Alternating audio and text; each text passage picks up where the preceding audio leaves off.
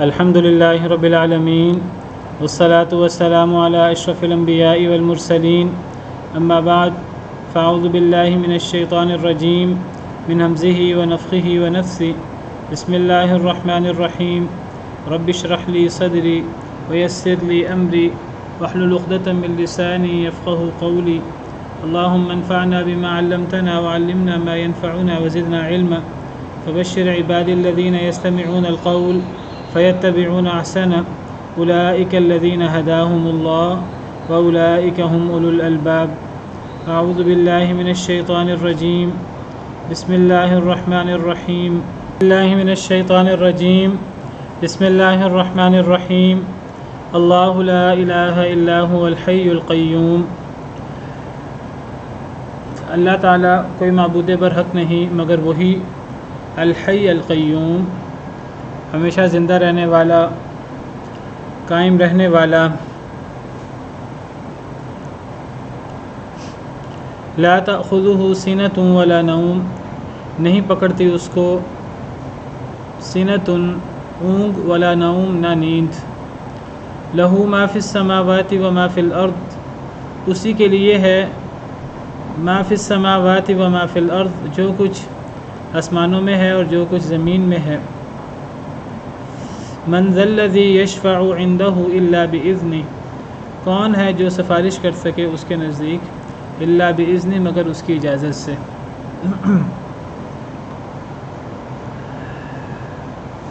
تو آیت الکرسی جو قرآن کریم کی سب سے فضیلت والی، سب سے عظیم آیت کریمہ ہے، اس آیت کریمہ کے اندر اللہ رب العالمین نے اپنی عظمت، اپنی شان بیان کرنے کے ساتھ یہ بیان فرمایا کہ جو اللہ اتنا عظیم الشان ہے، جس کے اندر کوئی صفت نقص نہیں ہے، جو تمام قسم کی صفات کمال کا مالک ہے، جو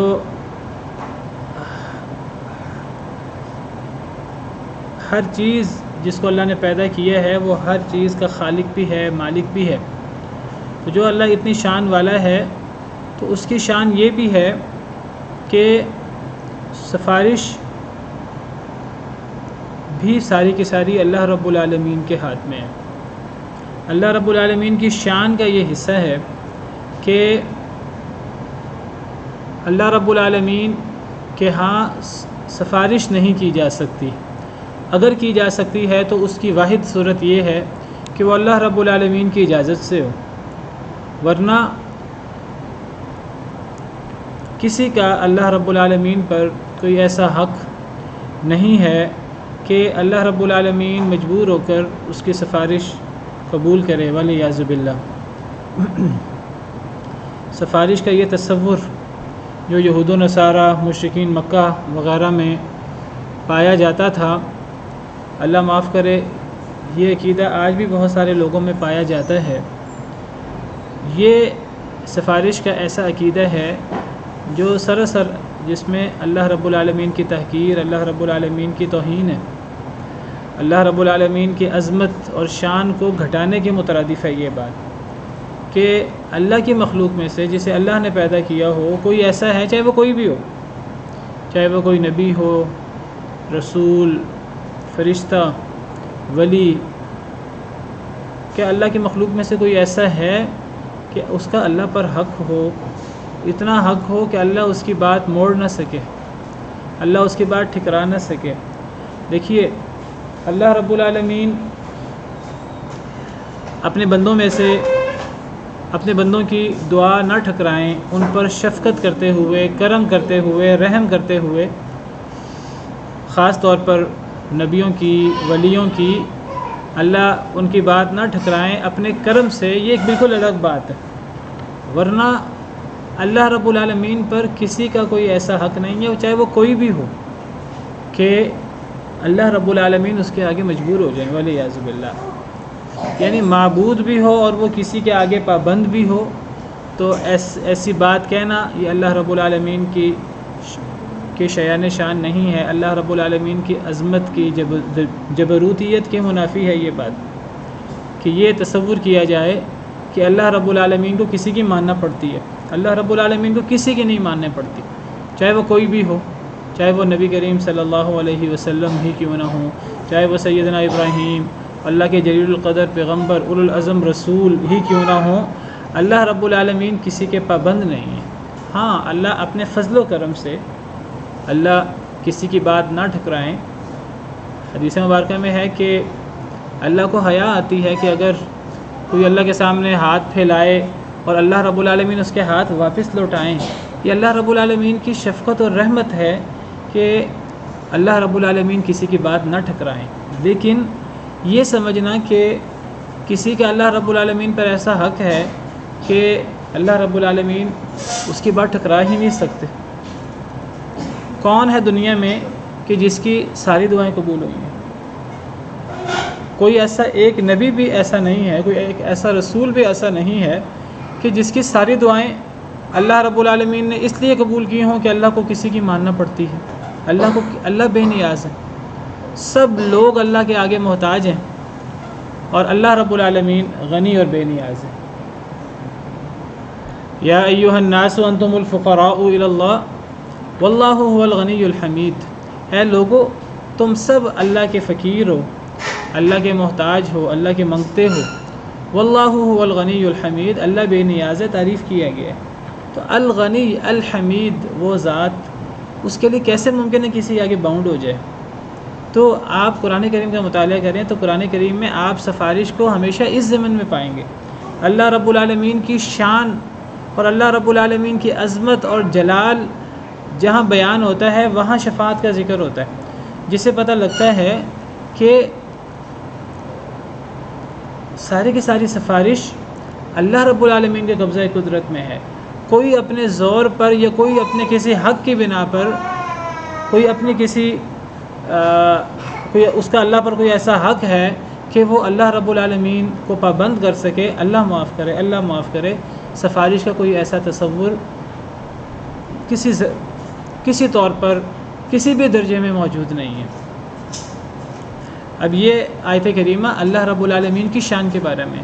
اس آیت کریمہ آیت کرسی کی شروع کو دیکھ لیجئے، آخر کو دیکھ لیجئے، یہ ساری کے ساری آیت کریمہ اللہ رب العالمین کی عظمت و شان پر ہے، درمیان میں سفارش کا ذکر۔ تو یہ سفارش کا ذکر بھی اللہ رب العالمین کی شان، جلالت اور عظمت کے ضمن میں ہوا ہے، اور یہ آپ کو انداز قرآن کریم میں ملے گا۔ مثال کے طور پر سورہ سبا کے اندر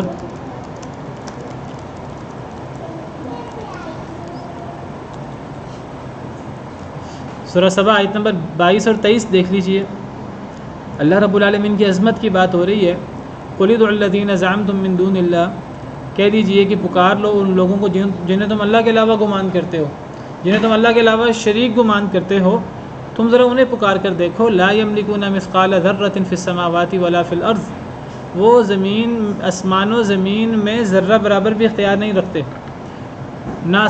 آسمانوں میں نہ زمین میں۔ وَمَا لَهُمْ فِيهِمَا مِنْ شِرْكٍ، آسمان اور زمین میں ان کی کوئی شراکت بھی نہیں ہے، آسمان اور زمین کو بنانے میں، پیدا کرنے میں، ان کے معاملات میں۔ وَمَا لَهُ مِنْهُمْ مِنْ ظَهِيرٍ، اور نہ کوئی ان میں سے اللہ کا مددگار ہے۔ تو یہاں اللہ رب العالمین اپنی عظمت اور اپنی شان، اور جن کو اللہ کے برابر ٹھہرایا جاتا ہے اور جن کو اللہ کے برابر کیا جاتا ہے، جن کو اللہ کا شریک بنایا جاتا ہے، ان کی کمزوری اور ان کی عاجزی اللہ رب العالمین بیان فرما رہے ہیں، چاہے وہ نیک لوگ ہی کیوں نہ ہوں، جو اللہ کے بندے ہیں، اللہ کے سامنے عاجز ہیں، اور انہیں اللہ کے برابر کر دیا جاتا ہے، اللہ کا شریک کر دیا جاتا ہے، چاہے وہ اللہ کے نافرمان ہوں۔ جن لوگوں کو اللہ کا شریک بنایا جاتا ہے دو طرح کے لوگ ہوتے ہیں، یا تو وہ اللہ کے نیک بندے ہیں جن کی شان میں غلو کر کے انہیں اللہ کا شریک قرار دیا جاتا ہے، یا وہ طاغوت قسم کے لوگ ہیں جو خود اپنے آپ کو کہتے ہیں کہ جی ہماری عبادت کی جائے، اور جو خود اپنے آپ کے بارے میں الوہیت کا دعویٰ کرتے ہیں، والعیاذ باللہ، جیسے فرعون کرتا تھا، جیسے نمرود کرتا تھا، شداد، اور جیسے دجال کرے گا۔ تو جنہیں بھی اللہ کے علاوہ پکارا جائے، چاہے وہ کوئی طاغوت ہو، کوئی الوہیت کا دعویٰ کرنے والا ہو، چاہے وہ کوئی اللہ کا نیک بندہ ہو جس کی شان میں لوگوں نے غلو کر کے اسے اللہ کا شریک بنا دیا ہو، اللہ فرماتے ہیں تم انہیں پکار کر دیکھو، کہاں اللہ رب العالمین کی شان، کہاں اللہ رب العالمین کی عظمت، اور کہاں یہ لوگ کہ یہ تو زمین و آسمان میں ذرہ برابر بھی اختیار نہیں رکھتے، اور زمین و آسمان کے تخلیق میں ان کی کوئی شراکت بھی نہیں ہے، اور اللہ رب العالمین نے جو زمین و آسمان کو پیدا فرمایا ہے اور زمین و آسمان کی تدبیر فرمائی ہے اور زمین و آسمان کے سارے معاملات کہ اللہ رب العالمین مالک ہیں، مدبر ہیں، تو ان سارے معاملات میں ان میں سے کوئی اللہ کا مددگار بھی نہیں ہے۔ یہ اللہ کی عظمت ہے، اور جو اللہ کے علاوہ جن کو پوجا جاتا ہے ان کی عاجزی اور ان کی بے کسی کا بیان ہے۔ پھر اللہ فرماتے ہیں وَلَا تَنْفَعُ الشَّفَاعَةُ عِنْدَهُ إِلَّا لِمَنْ أَذِنَ لَهُ، کہ سفارش فائدہ نہیں دیتی اللہ کے نزدیک مگر صرف اس کے لیے جس کے لیے اللہ اجازت دے۔ دیکھیں اللہ کی عظمت اور اللہ کے علاوہ جن کو پکارا جاتا ہے ان کی عاجزی اور بے کسی، اور اس ضمن میں اللہ کی عظمت کے ضمن میں سفارش کا ذکر ہے، اور اللہ فرماتے ہیں کہ سفارش اللہ کے کنٹرول میں ہے، اللہ کے اختیار میں ہے، ساری کے ساری سفارش اللہ کے اختیار میں ہے، اور یہ سفارش میں نے جیسے پچھلے لیکچر میں ذکر کیا تھا کہ سفارش کرنے والا ہو یا جس کے بارے میں سفارش ہو، دونوں کے لیے اللہ کی اذن کی ضرورت ہے، اللہ کی اجازت کی ضرورت ہے۔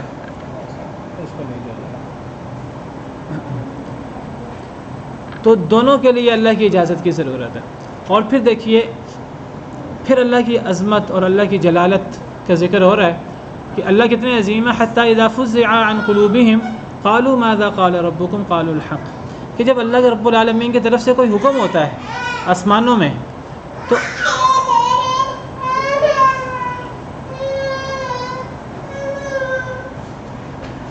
جب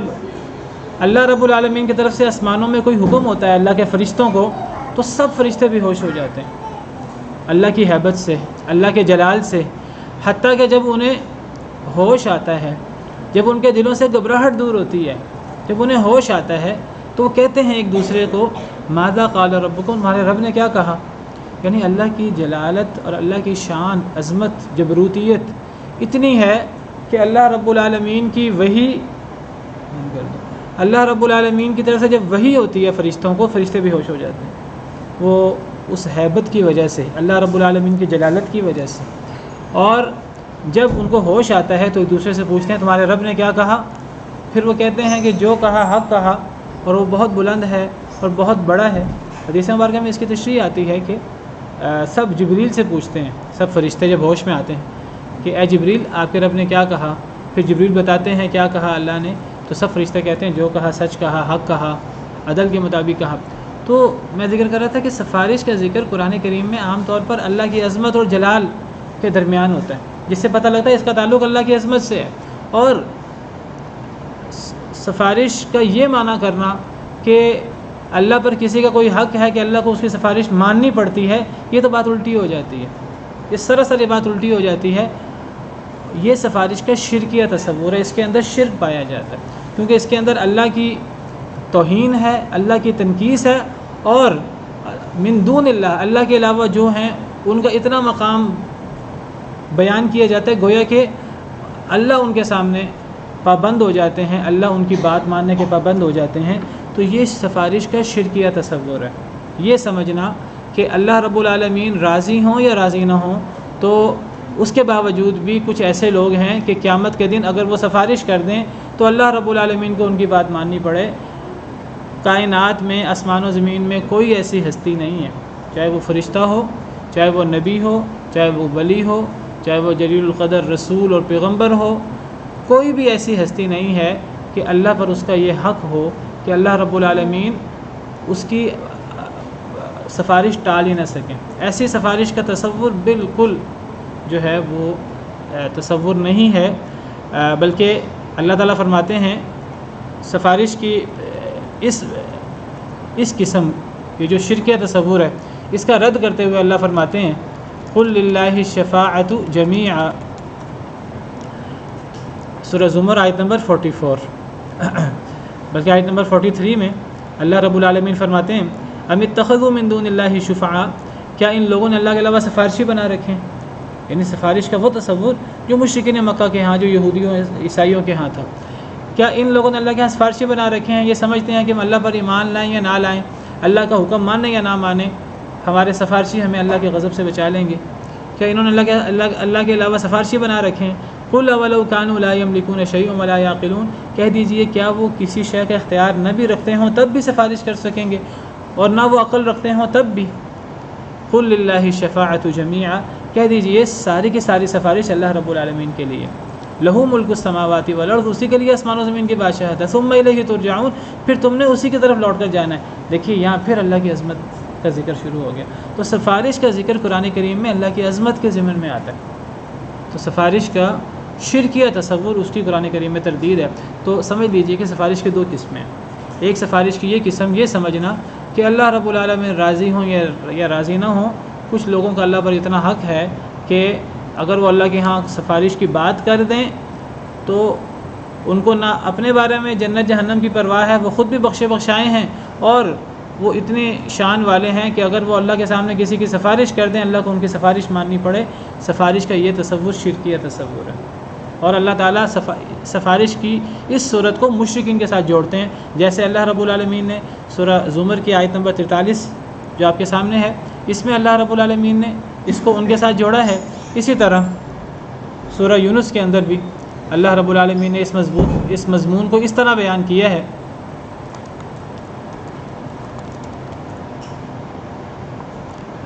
وَيَعْبُدُونَ مِن دُونِ اللَّهِ مَا لَا يَضُرُّهُمْ وَلَا يَنفَعُهُمْ وَيَقُولُونَ هَؤُلَاءِ شُفَعَاؤُنَا عِندَ اللَّهِ۔ اللہ مشرکین کی بات کر رہے ہیں، سورہ یونس آیت نمبر 18، کہ اللہ کے علاوہ ان کی عبادت کرتے ہیں جو نہ انہیں نقصان دے سکتے ہیں نہ انہیں نفع دے سکتے ہیں۔ یہ مشرکین یہ اللہ کو چھوڑ کر ان کی عبادت کرتے ہیں کہ جو انہیں نہ نقصان دے سکیں نہ نفع دے سکیں۔ وَيَقُولُونَ هَؤُلَاءِ شُفَعَاؤُنَا عِندَ اللَّهِ، اور ان کا شرک کیا ہے، ان کا شرکی عقیدہ کیا ہے کہ یہ اپنے معبودوں کی بابت کہتے ہیں کہ یہ اللہ کے ہاں ہمارے سفارشی ہوں گے، یعنی ایسے سفارشی کہ اللہ ہم سے راضی ہوں یا راضی نہ ہوں، یہ اللہ کے ہاں ہماری سفارش کریں تو اللہ رب العالمین کو ان کی بات ماننی پڑے گی، اور اللہ رب العالمین کو ان کی سفارش قبول کرنی پڑے گی۔ اللہ اس کا رد کرتے ہوئے فرماتے ہیں قُلْ أَتُنَبِّئُونَ اللَّهَ، کہہ دیجئے کیا تم اللہ کو خبر دیتے ہو اس کی جو اللہ جانتا ہی نہیں آسمان میں نہ زمین میں، یعنی کیا کوئی ایسی شخصیت ہے آسمانوں میں اور زمین میں کہ وہ سفارش کرے اور اللہ کو اس کی سفارش ماننی پڑے؟ اللہ فرماتے ہیں اللہ کو ایسی کسی شخصیت کا علم ہی نہیں ہے، نہ آسمانوں میں کوئی ایسی شخصیت ہے، نہ زمین میں کوئی ایسی شخصیت ہے، نہ فرشتوں میں کوئی ایسی ہستی ہے، نہ زمین میں نبیوں میں ولیوں میں رسولوں میں کوئی ایسی ہستی ہے کہ جو ایسی ہو کہ وہ اللہ کے سامنے سفارش کرے اور اللہ اس کی سفارش کے پابند ہو جائیں۔ سبحانہ و تعالی عما یشرکون، اللہ پاک ہیں، اللہ بلند ہے اس سے جو یہ شرک کرتے ہیں۔ یہ شرک ہے، یہ شرکیہ تصور ہے سفارش کا۔ سفارش کا شرکیہ تصور جو مشرکین کے ہاں ہے، اور آج کل جیسے میں نے ذکر کیا آج کل ہمارے ہاں پیری فقیری کا زمانہ ہے، تو لوگ سمجھتے ہیں کہ ہمارے پیر عبدالقادر جیلانی اور دیگر ہمارے پیر ایسے ہیں، ہم ان کے نام کی 11ویں دے دیں، ہم ان کے نام کے نظر و نیاز دے دیں تو پھر ہم ڈاکے ماریں، پھر ہم سود کھائیں، پھر ہم دنیا جہاں کے غلط کام کریں، نمازیں نہ پڑھیں، زکاتیں نہ دیں، بس ہم ان کے نام کے نیاز نکال دیں، پھر وہ جانے اور اللہ جانے، وہ اللہ سے خود ہی نمٹتے رہیں گے، ہمیں اللہ کو راضی کرنے کی کوئی ضرورت نہیں ہے۔ یہ تصور سفارش کا وہ تصور ہے جو یہود و نصارہ مشرکین مکہ کے ہاں تھا۔ یہ بات صراحت سے سمجھنے والی ہے۔ سفارش کے اس تصور کی تردید قرآن کریم میں جگہ جگہ موجود ہے۔ سورہ یاسین کے اندر اللہ رب العالمین نے سفارش کے اسی تصور کا رد کیا ہے اس نیک شخص کی زبانی۔ آپ کو پتہ ہے کہ اللہ تعالیٰ نے اصحاب القریہ ایک بستی کا نام ہے، اس بستی میں اللہ رب العالمین نے پہلے 2 نبی بھیجے، تو جب انہوں نے ان 2 نبیوں کی بات نہ مانی تو اللہ رب العالمین نے ان کی مدد کے لیے تیسرا نبی بھی بھیج دیا۔ اب ان لوگوں نے اپنی قوم کو اصحاب القریہ ان کو تبلیغ کی، سورہ یاسین میں تفصیل سے موجود آیت نمبر 13 سے ان کا قصہ شروع ہوتا ہے۔ تو جب اللہ رب العالمین نے ان کا ذکر فرمایا، انہوں نے اپنی قوم کو تبلیغ کی، قوم نے آگے سے انکار کیا کہ آپ تو انسان ہیں، آپ تو بشر ہیں ہمارے جیسے، ہم آپ کی بات کیسے مان سکتے ہیں، ہم آپ کو نبی نہیں مان سکتے،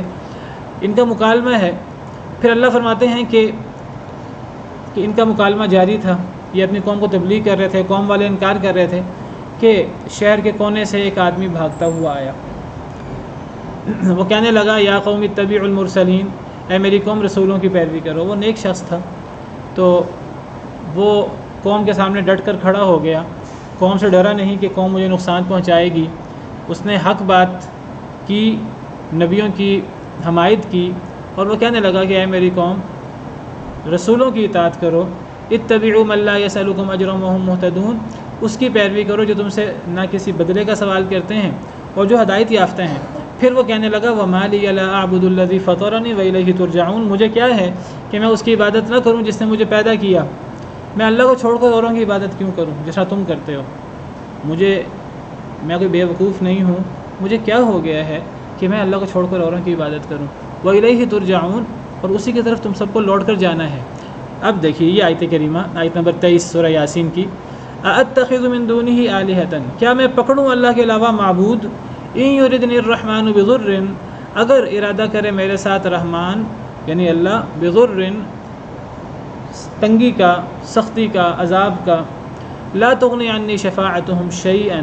مجھے ان معبودوں کی سفارش کچھ بھی فائدہ نہیں دے گی، ولا ینقذون، نہ وہ مجھے بچا سکیں گے۔ یہ ہے سفارش کا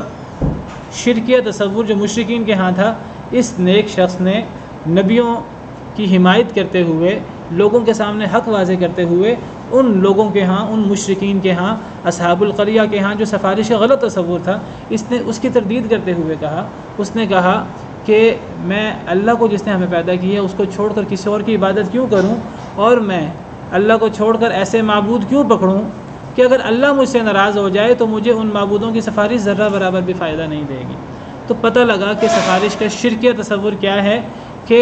اگر اللہ ناراض ہوں، اللہ کسی کو سزا، ہم یہ تصور رکھیں جو سفارش کا شرکیہ تصور ہے، ہم یہ تصور رکھیں کہ اگر اللہ ہم سے ناراض ہو بھی جائیں کوئی پرواہ نہیں ہے، کچھ ایسے معبود ہیں، کچھ ایسے نیک لوگ ہیں کہ اللہ پر ان کا اتنا حق ہے کہ اگر وہ راضی ہوں تو وہ سفارش کریں تو ان کی سفارش اللہ کے ہاں فائدہ دے گی چاہے اللہ ناراض ہوں۔ یہ بات یاد رکھیں، اگر اللہ ناراض ہوں تو کسی کی سفارش ذرہ برابر بھی فائدہ نہیں دیتی۔ یہ ہے سفارش کا صحیح تصور،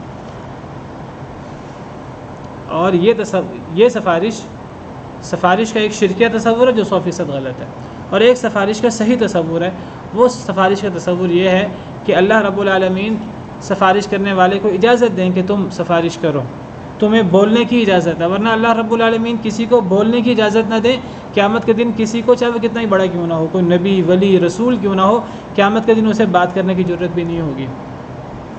اللہ تعالیٰ فرماتے ہیں ھذا یوم لا ینطقون، سورہ مرسلات کے اندر، یہ وہ دن ہے جس دن بات ہی نہیں کر سکیں گے، ولا یؤذن لهم فیعتذرون، اس دن لوگوں کو عذر پیش کرنے کی اجازت بھی نہیں ہوگی۔ اور سورہ نبا میں اللہ فرماتے ہیں یوم یقوم الروح والملائکۃ صفا، اس دن روح الامین اور فرشتے صفوں میں کھڑے ہوں گے، لا یتکلمون الا من اذن له الرحمن، کوئی بات کرنے کی ضرورت نہیں کرے گا مگر جسے رحمان اجازت دے، وقال صوابا، اور سچی بات کرے گا۔ تو قیامت کے دن جس دن کوئی فرشتے کو بھی، نبیوں رسولوں کو بھی بات کرنے کی اجازت نہیں ہے اللہ کی اجازت کے بغیر، تو اللہ کی اجازت کے بغیر کوئی اپنے کسی حق کی بنا پر سفارش کیسے کرے گا کہ اللہ کو اس کی سفارش ماننی پڑے؟ تو یہ سفارش کا شرک تصور ہے کہ کسی کے پاس ایسی سفارش ہے جس کی چاہے سفارش کر دے۔ اگر کسی کے پاس یہ حق ہو تو یہ حق نبیوں کے پاس ہونا چاہیے، لیکن آپ دیکھیے پھر یہ حق حضرت ابراہیم کے پاس ہونا چاہیے۔ کیا حضرت ابراہیم اپنے باپ کے بارے میں سفارش کر سکیں گے؟ کبھی نہیں کر سکیں گے۔ یہ سفارش کا حق حضرت نوح علیہ السلام کے پاس ہونا چاہیے۔ کیا حضرت نوح علیہ السلام اپنی بیوی کے بارے میں سفارش کر سکیں گے؟ اللہ نے قرآن میں صراحت سے کہہ دیا ہے کہ حضرت لوط، حضرت نوح علیہ السلام اپنے بیویوں کو اللہ کے ہاں کوئی فائدہ نہیں دے سکیں گے۔ کیا حضرت نوح علیہ السلام اپنے بیٹے کی سفارش کر سکیں گے؟ دنیا میں انہوں نے اپنے بیٹے کے لیے اللہ سے دعا کی، اللہ رب العالمین کی طرف سے انہیں تنبیہ فرمائی گئی، ڈانٹ پلائی گئی کہ اے نوح ایک دفعہ تو کہہ دیا ہے آئندہ یہ بات نہ کرنا، انی اعیذک ان تکون من الجاہلین، میں آپ کو واعظ کرتا ہوں، نصیحت کرتا ہوں کہ آئندہ یہ جہالت والا کام نہیں کرنا۔ اپنے بیٹے کے لیے انہوں نے بات کی تھی۔ تو حضرت نوح علیہ السلام قیامت کے دن اپنے بیٹے کے لیے کوئی سفارش نہیں کر سکیں گے۔ نبی کریم صلی اللہ علیہ وسلم کیا ابو لہب کے لیے یہ سفارش کر سکیں گے؟ کیا نبی کریم صلی اللہ علیہ وسلم ابو طالب کے لیے سفارش کر سکیں گے؟ ہرگز نہیں۔ نبی کریم صلی اللہ علیہ وسلم کا ارشاد ہے صحیح بخاری کے اندر کہ قیامت کے دن ابو طالب جو ہیں وہ جہنم کے اندر ہوں گے، اور انہیں جہنم کے اندر عذاب ہوگا، اور وہ ہلکا عذاب ہوگا۔ اور وہ ہلکا عذاب کیا ہے کہ انہیں آگ کے جوتے پہنائے جائیں گے، ان آگ کے جوتوں کی وجہ سے ان کا دماغ کھولے گا۔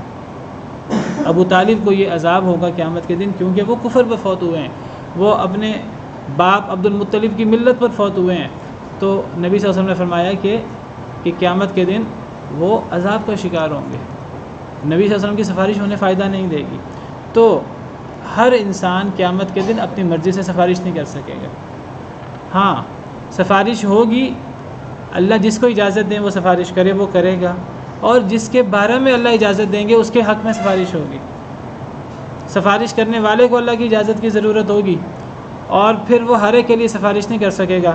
بلکہ جس کے بارے میں اللہ اجازت دیں گے اس کے لیے سفارش کرو، صرف وہ اس کے حق میں سفارش کر سکے گا۔ اور جو سفارش کر رہا ہوگا، سفارش کرتے وقت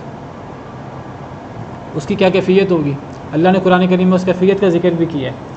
کہ ٹھیک ہے کہ اللہ قیامت کے دن کچھ لوگوں کو یہ حق دیں گے کہ وہ سفارش کریں، اور اللہ کی اجازت سے یہ ہوگا، اور جس کے بارے میں اللہ کی اجازت ہوگی اسی کے بارے میں ہوگا۔ لیکن اللہ فرماتے ہیں کہ یہ سفارش کرنے والے جب سفارش کریں گے تو وہ تھر تھر کانپتے ہوئے اللہ کے ڈر سے سفارش کریں گے۔ سفارش کرنے والے قیامت کے دن اللہ کے خوف سے کانپتے ہوئے سفارش کریں گے۔ فرشتوں کے حوالے سے آتا ہے سورہ انبیاء، اللہ فرماتے ہیں سورہ انبیاء آیت نمبر 28، فرشتوں کے بارے میں اللہ فرماتے ہیں یعلم ما بین ایدیہم وما خلفہم، یہ فرشتوں کے بارے میں آیت ہے۔ اللہ جانتا ہے جو ان کے آگے ہے اور جو ان کے پیچھے ہے۔ ولا یشفعون الا لمن ارتضى، اور نہیں وہ سفارش کر سکیں گے مگر جس کے لیے اللہ راضی ہو جائے۔ وہم من خشیتہ مشفقون، اور وہ اللہ کے ڈر سے کانپ رہے ہوں گے۔ یعنی فرشتے وہ بھی سفارش کریں گے، اللہ ان کو بھی یہ اجازت دیں گے فرشتوں کو کہ فرشتے سفارش کریں اللہ کی اجازت سے، اور وہ صرف ان کے لیے یہ سفارش کر سکیں گے جن کے لیے اللہ کی اجازت ہو۔ لیکن فرمایا کہ فرشتے سفارش کریں گے جن کے لیے اللہ کی اجازت ہو، لیکن وہ اللہ کے ڈر سے کانپ رہے ہوں گے۔ یہ ہے سفارش کا صحیح تصور۔ تو سفارش اللہ ناراض ہوں اور کوئی اس کے بارے میں سفارش کر سکے، ایسا کوئی تصور نہیں ہے۔ صرف جس کے لیے اللہ راضی ہوں گے اور جس کو اللہ سفارش کی اجازت دیں گے وہ سفارش کرے گا۔ تو سوال پیدا ہوتا ہے کہ جب اللہ کی اجازت سے ہی سفارش ہوگی اور وہی سفارش کرے گا کہ جس کو اللہ اجازت دیں، تو پھر سفارش کا معنی کیا ہوا؟ جب اللہ کی اجازت سے ہی سفارش ہونی ہے تو پھر سفارش کا فائدہ کیا ہوا؟ یہ تو ایسے کہ جیسے اللہ نے کسی کو معاف کرنا ہے تو اللہ، کیونکہ اگر اللہ کی اجازت سے سفارش ہوگی تو صرف اس کے بارے میں سفارش ہوگی جس کو اللہ معاف کرنے کا ارادہ کریں گے۔ یہ تو نہیں ہو سکتا کہ اللہ نے کسی کو معاف کرنے کا ارادہ نہ کیا ہو اور کوئی اس کے بارے میں سفارش کر دے، جو میں نے آپ کے سامنے دلائل پیش کی ہیں۔ اور آیت الکرسی میں بھی یہی ہے من ذا الذی یشفع عنده الا باذنہ، کون ہے جو اللہ کے نزدیک سفارش کر سکے مگر اللہ کی اجازت سے؟ اللہ کی اجازت سے سفارش ہوگی۔ تو پتہ لگا کہ جب سفارش اللہ کی اجازت سے ہونی ہے تو پھر اس پہ سوال پیدا ہوتا ہے کہ پھر سفارش کا فائدہ کیا ہے جب اللہ کی اجازت سے ہی ہونی ہے؟ تو سفارش کا فائدہ یہ ہے کہ یہ ایک اعزاز ہے، سفارش یہ ایک مقام ہے جو اللہ اپنے نیک بندوں کو دیں گے۔ دیکھیے اللہ قیامت کے دن اپنے دشمنوں کو اور اپنی نافرمانی کرنے والوں کو ذلیل کریں گے سب کے سامنے۔ قیامت کے دن وہ سب کے سامنے ذلیل ہوں گے، اور اللہ قیامت کے دن نیک بندوں کو، اپنے جلیل القدر بندوں کو اپنے سب بندوں کے سامنے عزت اور مقام دیں گے۔ جیسے حدیث مبارکہ میں آتا ہے کہ جو لوگ اللہ کے لیے محبت کرتے ہیں اللہ انہیں قیامت کے دن نور کے ممبروں پر جگہ دیں گے، سب کے سامنے ان کی شان نمایاں ہوگی۔ تو جس طرح اللہ تعالیٰ اپنے نیک لوگوں کو مقام دیں گے قیامت کے دن، ان مقاموں میں سے ایک مقام، ایک فضیلت یہ ہے کہ اللہ رب العالمین سفارش کرنے کی اجازت دیں گے کچھ لوگوں کو۔ گویا کہ یہ اللہ رب العالمین کی طرف سے ایک مقام ہوگا، ایک منزلت ہوگی جو کچھ لوگوں کو حاصل ہوگی کہ دیکھو آج کے دن ہر ایک نفسی ہر ایک کو اپنی پڑی ہے۔ ایسے قیامت کے دن ہولناک موقع ہیں کہ جن میں نبی بھی نفسی کر رہے ہوں گے۔ نبی صلی اللہ علیہ وسلم نے فرمایا کہ اے عائشہ 3 ایسے موقع ہیں کہ کسی کو کوئی پرواہ نہیں ہوگی، ہر ایک کو اپنی پڑی ہوگی، چاہے وہ کتنا ہی عظیم کیوں نہ ہو، چاہے وہ کتنا ہی بڑا کیوں نہ ہو۔ تو جب قیامت کا دن اتنا ہولناک دن ہے، اس ہولناک دن میں اگر اللہ کسی کو معاف کر دیں، یہ بات یاد رکھیے کہ کسی نے بھی اپنے اعمال سے جنت میں نہیں جانا، چاہے وہ اللہ کے نبی صلی اللہ علیہ وسلم ہی کیوں نہ ہو، اللہ کے فضل سے، اللہ کی رحمت سے جنت میں جانے۔ تو اگر اللہ تعالیٰ کسی پر اپنا فضل اور اپنی رحمت کریں کہ اللہ اس کو جنت کا جنت میں جانے والا بنا دے، جنت والوں میں سے بنا دے، تو اللہ کی طرف سے ایک مقام یہ بھی ہوگا نیک لوگوں کو کہ اللہ رب العالمین انہیں جنتی بنانے کے ساتھ ساتھ اللہ ان کو اجازت دیں گے کہ آپ فلاں فلاں کے بارے میں سفارش کریں تو میں ان لوگوں کو بھی جنتی بنا دوں گا، میں ان لوگوں کو بھی جنت میں جگہ دے دوں گا۔ تو اللہ نے پہلے ہی ان لوگوں کو معاف کرنے کا فیصلہ کر لیا ہوگا۔ یہ صرف سفارش کرنے والوں کو ایک مقام اور ایک اعزاز حاصل ہوگا اللہ کی طرف سے، اور ان کی شان لوگوں کے سامنے نمایاں ہوگی کہ یہ خود بھی جنتی ہیں اور اللہ نے ان کو اجازت دی ہے مخصوص لوگوں کے بارے میں جن کے بارے میں یہ سفارش کریں گے، اور اللہ ان کی سفارش کے نتیجے میں ان لوگوں کو بھی معاف کریں گے۔ تو یہ اصل میں ایک اعزاز ہے سفارش، یہ کوئی ایسا حق نہیں ہے، کوئی ایسا کسی کے پاس کوئی ایسی پاور نہیں ہے اللہ کے بالمقابل کہ کوئی اس کو اللہ پر استعمال کر سکے۔ یہ ایک اعزاز ہے جو اللہ کے حکم سے اللہ کے نیک بندوں کو حاصل ہوگا کہ وہ خود بھی جنت میں جائیں اللہ کے فضل سے، اور اللہ کے حکم سے وہ اپنے ساتھ کچھ ایسے لوگوں کو بھی جنت میں لے جائیں جن کے بارے میں اللہ اجازت دیں۔ تو یہ ہے سفارش کا صحیح تصور۔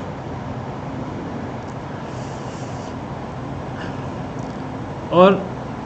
یہ بات یاد رکھیے کہ سفارش کا ذکر قرآن میں آتا ہے تو اللہ کی عظمت کے ضمن میں آتا ہے۔ یہ اللہ کی عظمت ہے کہ اللہ کی اجازت سے سفارش ہو، اور یہ بات اللہ کی عظمت کے منافی ہے کہ کسی کے پاس یہ حق ہو، یہ پاور ہو کہ وہ اللہ پر دباؤ ڈال کر سفارش کرا سکے۔ یہ اللہ کی عظمت کے خلاف ہے، یہ شرک تصور ہے سفارش کا۔ یعلم ما بین ایدیہم وما خلفہم، اللہ جانتا ہے جو ان کے آگے ہے اور جو ان کے پیچھے ہے۔ لوگ بھی مراد ہو سکتے ہیں اور سفارش کرنے والے بھی مراد ہو سکتے ہیں کہ سفارش کرنے والے اللہ پر کوئی دباؤ نہیں رکھتے، ان کے پاس کوئی ایسی طاقت نہیں ہے، بلکہ اللہ ان کے بھی مالک ہیں، اللہ ان کے اوپر بھی قدرت رکھتے ہیں، اللہ ان کے آگے پیچھے کو بھی جانتے ہیں، اور اس سے عام لوگ بھی مراد ہو سکتے ہیں۔ وَلَا يُحِيطُونَ بِشَيْءٍ مِّنْ عِلْمِهِ إِلَّا بِمَا شَاءَ، اور وہ نہیں احاطہ کر سکتے بِشَيْءٍ مِّنْ عِلْمِهِ اللہ کے علم میں سے کسی شے کا، إِلَّا بِمَا شَاءَ مگر جو اللہ چاہے۔ ہر چیز کا علم اللہ کے پاس ہے، اور اللہ کے پاس جو ہر شے کا علم ہے اس کا احاطہ نہیں کیا جا سکتا۔ کوئی شخص اپنی مرضی سے اللہ کے پاس جو علم ہے وہ نہیں لے سکتا۔ ہاں اللہ جو کسی کو علم سکھائیں تو اس کو اس چیز کا علم ہو جاتا ہے۔ اللہ کی مخلوق میں سے کوئی ایسی مخلوق نہیں ہے جسے خود بخود کسی چیز کا علم ہو جائے، جسے خود بخود علم غیب حاصل ہو جائے۔ کسی کے پاس کوئی ذاتی ایسا علم، کوئی ذاتی ایسا اختیار نہیں ہے کہ وہ خود ازل سے ابد تک ہر چیز کو جانتا ہو۔ سارا کا سارا علم اللہ کے پاس ہے، اور اللہ کے علم کا احاطہ کوئی نہیں کر سکتا۔ اللہ نے ہر شے کا احاطہ کیا ہوا ہے علم سے، احاط بکل شیء علما، اللہ نے ہر شے کا علم سے احاطہ کیا ہوا ہے، اللہ نے ہر شے کا احاطہ کیا ہوا ہے۔ کوئی اللہ کے علم کا احاطہ نہیں کر سکتا۔ ہاں جو اللہ کسی کو علم سکھا دے، جو اللہ چاہے اللہ وہ علم کسی کو دے دے۔ وَعَلَّمَكَ مَا لَمْ تَكُنْ تَعْلَمْ، اے نبی صلی اللہ علیہ وسلم اللہ نے آپ کو وہ سکھایا جو آپ نہیں جانتے تھے، اللہ نے آپ کو وہ علم دیا جس کا آپ کو علم نہیں تھا، اللہ نے آپ کو سکھا دیا تو آپ کو پتہ لگ گیا، اگر اللہ نہ سکھاتا تو آپ کو پتہ نہ لگتا۔ تو یہ سمجھنا کہ اللہ کے نبیوں، اللہ کے رسولوں، اللہ کے فرشتوں، اللہ کے ولیوں کے پاس کوئی ایسا ذاتی علم ہے، کوئی علم لدنی ہے جو انہیں خود بخود حاصل ہو جاتا ہے اللہ کے بتائے بغیر۔ کسی کے پاس کوئی ایسا علم نہیں جو کسی کو خود بخود حاصل ہو۔ یہ علم صرف اللہ رب العالمین کی صفت ہے۔ اللہ رب العالمین کا علم ذاتی ہے، اور اللہ رب العالمین کا علم وہ ازل سے ہے اور ابد تک ہے، اور ہر چیز کے بارے میں ہے۔ اللہ عالم الغیب بھی ہیں، عالم الشہادہ بھی ہیں۔ اللہ کے علاوہ نہ کوئی عالم الغیب ہے، اللہ کے علاوہ کسی کے پاس ایسا علم نہیں ہے جو اس کا ذاتی علم ہو، جو اس کا علم لدنی ہو۔ اللہ جتنا کسی کو علم دے دے اتنا علم اس کو ہو جاتا ہے۔ جیسے میں نے نبی کریم صلی اللہ علیہ وسلم کے بارے میں آیت پڑھی ہے، وَعَلَّمَكَ مَا لَمْ تَكُنْ تَعْلَمْ، اللہ نے آپ کو وہ سکھایا جو آپ نہیں جانتے تھے۔ اسی طرح فرشتوں کے بارے میں سورہ بقرہ میں موجود ہے کہ جب فرشتوں نے علم کی بات کی، جب اللہ رب العالمین نے فرشتوں کے سامنے حضرت آدم کی پیدائش کا ذکر کیا تو فرشتوں نے کہا کہ آدم کو پیدا کرنے کی کیا ضرورت ہے، جب آدم نے قتل و غارت کرنی ہے، فساد کرنا ہے، اگر آپ آدم کو عبادت کے لیے پیدا کر رہے ہیں تو عبادت تو ہم بڑی کرتے ہیں، تسبیح ہم بڑی کرتے ہیں۔ تو اللہ نے فرشتوں کو فرمایا کہ انی اعلم ما لا تعلمون، میں وہ جانتا ہوں جو تم نہیں جانتے۔ پھر اللہ رب العالمین نے سیدنا آدم علیہ السلام کی فضیلت فرشتوں پر علم کے ذریعے بیان کی۔ اللہ نے حضرت آدم علیہ السلام کو کچھ چیزوں کا علم دیا، وعلم آدم الاسماء کلھا، حضرت آدم کو خود علم نہیں ہوا، اللہ نے کچھ چیزوں کا علم سکھایا، پھر اللہ نے اس کو فرشتوں پر پیش کیا۔ اللہ نے فرمایا کہ تم مجھے ان چیزوں کے نام بتاؤ اگر تم سچے ہو کہ آدم کو پیدا کرنے کی کیا ضرورت ہے۔ فرشتوں نے کیا کہا، جو میرا مقصود ہے، قالوا سبحانک لا علم لنا الا ما علمتنا، فرشتوں نے کہا کہ اے اللہ آپ پاک ہیں، ہمارے پاس کوئی علم نہیں ہے مگر جو آپ نے ہمیں علم سکھایا۔ تو فرشتوں کے پاس بھی صرف وہی علم ہے جو اللہ نے انہیں سکھایا ہو، نبیوں کے پاس بھی صرف وہی علم ہے جو نبیوں کو اللہ نے سکھایا ہو۔ جب فرشتوں کے پاس وہی علم ہے جو اللہ نے سکھایا ہو، جب نبیوں کے پاس وہی علم ہے جو اللہ نے سکھایا ہو، تو پھر یہ کہنا کہ نبیوں کے پاس یا ولیوں کے پاس یا ولیوں کے گلیوں کے کتوں کے پاس بھی وہ علم غیب موجود ہے۔ علم غیب کہتے ہی اس علم کو ہیں جو ہر چیز کا ہو، جو ازل سے ابد تک ہو، اور علم غیب کہتے ہی اس علم کو ہے جو ذاتی ہو، جو اپنی صلاحیت سے حاصل ہوا ہو۔ اللہ قرآن کریم میں صراحت سے فرماتے ہیں قُل لَا يَعْلَمُ مَنْ فِي السَّمَاوَاتِ وَالْأَرْضِ الْغَيْبَ إِلَّا اللَّهُ، کہہ دیجئے زمین و آسمان میں کوئی غیب نہیں جانتا سوائے اللہ کے۔ قرآن کریم میں اللہ نے نبیوں سے جگہ جگہ تردید کرائی ہے۔ نبی صلی اللہ علیہ وسلم کے حوالے سے قرآن کریم کی آیت موجود ہے قُل لَا أَقُولُ لَكُمْ عِنْدِي خَزَائِنُ اللَّهِ وَلَا أَعْلَمُ الْغَيْبَ، اے نبی صلی اللہ علیہ وسلم، سورہ نعم آیت نمبر 59، اے نبی آپ اعلان کر دیجئے کہ میرے پاس اللہ کے خزانے نہیں ہیں، وَلَا أَعْلَمُ الْغَيْبَ، میں غیب نہیں جانتا۔ اب اللہ تو فرمائیں کہ اللہ کے علاوہ زمین و آسمان میں کوئی غیب نہیں جانتا، نبی تو فرمائیں اپنے بارے میں وَلَا أَعْلَمُ الْغَيْبَ، نبی خود فرما رہے ہیں قرآن میں، اللہ نے ان کو حکم دیا کہ آپ اعلان کریں میں غیب نہیں جانتا۔ قرآن کریم میں سورہ اعراف میں اللہ نے نبی سے کہلوایا کہ آپ کہہ دیجئے قُل لَا أَمْلِكُ لِنَفْسِي نَفْعًا وَلَا ضَرًّا إِلَّا مَا شَاءَ اللَّهُ وَلَوْ كُنْتُ أَعْلَمُ الْغَيْبَ لَاسْتَكْثَرْتُ مِنَ الْخَيْرِ وَمَا مَسَّنِيَ السُّوءُ، اگر میں غیب جانتا ہوتا تو میں ساری خیریں اکٹھی کر لیتا، مجھے کبھی کوئی برائی نہ آتی، میں اپنے علم غیب سے پہلے ہی معلوم کر لیتا مجھے برائی آنے والی ہے، میں پہلے ہی اسے دور ہو جاتا۔ لیکن دیکھیے دنیا میں نبی صلی اللہ علیہ وسلم کے پاس نہ تو دنیا جہاں کی خیریں تھیں اور نہ ہی نبی صلی اللہ علیہ وسلم دنیا میں مشکلات سے بچے، سب سے زیادہ آزمائشیں آپ کو آئیں۔ تو یہ اس بات کی دلیل ہے کہ نبی صلی اللہ علیہ وسلم کو علم غیب نہیں تھا۔ اللہ تعالیٰ تو فرمائیں کہ نبی صلی اللہ علیہ وسلم کا علم غیب نہیں تھا، نبی صلی اللہ علیہ وسلم فرمائیں کہ میں علم غیب نہیں جانتا، اور ہم اللہ اور اللہ کے رسول سے بھی بڑھ کر نبی کی شان بیان کرتے ہوئے ہم یہ دعویٰ کریں کہ نہیں نبی کے پاس علم غیب ہے، اور نبی جو ہیں وہ ان کے پاس ہر چیز کا علم ہے۔ اگر نبی کے پاس ہر چیز کا علم ہے، حضرت عائشہ پر 1 مہینے کا الزام لگا، 1 مہینے تک الزام لگتا رہا، نبی صلی اللہ علیہ وسلم خاموش رہے، کیوں؟ نبی صلی اللہ علیہ وسلم نے 70 صحابہ اپنے دشمنوں کے ساتھ بھیج دیے، وہ مسلمان اپنے آپ کو ظاہر کر کے آئے تھے کہ ہم مسلمان ہیں، ہمارے ساتھ کچھ لوگ بھیجیں جو ہمیں دین کا علم دیں۔ نبی صلی اللہ علیہ وسلم نے ان کے ساتھ قراء کر دیے، ان کے ساتھ دعوت دینے والے کر دیے، انہوں نے سب کو شہید کر دیے۔ اگر ہم یہ دعویٰ کریں کہ نبی صلی اللہ علیہ وسلم کے پاس علم غیب تھا تو گویا کہ پھر نبی صلی اللہ علیہ وسلم نے اپنے بندوں کو، اپنے صحابہ کو خود شہید کروایا۔ نبی صلی اللہ علیہ وسلم کو اس کا علم نہیں تھا، آپ کو بعد میں علم ہوا۔ تو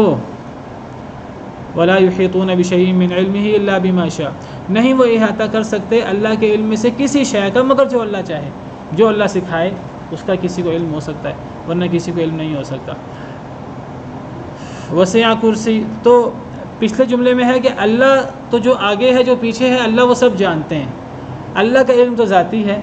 اللہ ہر شے کا علم رکھتے ہیں، اور اللہ کے علاوہ جو بھی مخلوق ہو، چاہے وہ فرشتے ہوں، چاہے وہ نبی ہوں، چاہے وہ رسول ہوں، چاہے وہ ولی ہوں، جو بھی ہوں وہ ہر شے نہیں جانتے، وہ جو اللہ سکھائیں بس وہی جانتے ہیں۔ وسع کرسیہ السماوات والارض، وسعت میں لے لیا ہے اللہ کی کرسی نے آسمانوں کو اور زمین کو۔ اللہ کی کرسی، اللہ کی شان بیان ہو رہی ہے، تو اللہ کی کرسی اتنی بڑی ہے، اتنی عظیم ہے، اتنی شان و شوکت والی ہے کہ زمین و آسمان سے بڑی ہے،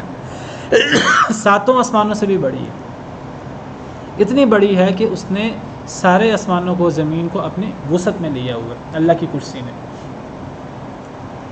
اللہ کی کرسی بعض احادیث سے پتہ لگتا ہے کہ اتنی بڑی ہے، اتنی عظیم ہے کہ اگر اس کے سامنے آسمانوں کی کیا حیثیت ہے، جیسے ایک بہت بڑے صحرا کے سامنے چھوٹا سا چھلا، ایک بہت بڑے صحرا کے اندر لک دک صحرا ہو، تا حد نگاہ اور چھوٹا سا چھلا ہو، یہ حیثیت ہے 7 آسمانوں کی کرسی کے مناسبت سے۔ اللہ کی کرسی اتنی عظیم ہے، اتنی بڑی ہے۔ کرسی سے مراد کیا ہے؟ کرسی سے مراد، کرسی عربی کا لفظ ہے، اسی سے اردو میں آیا ہے۔ کرسی سے مراد کرسی، جس کو ہم اردو میں کرسی کہتے ہیں، تو اسی طرح کرسی ہے اللہ کی، وہ اللہ کی کرسی ہے۔ جو اللہ کی کرسی اتنی عظیم ہے تو اللہ کتنے عظیم ہوں گے۔ اس کرسی سے کرسی ہی مراد لینی چاہیے۔ اس کرسی سے اللہ کا علم یا اللہ کی قدرت مراد لینا صحیح نہیں ہے،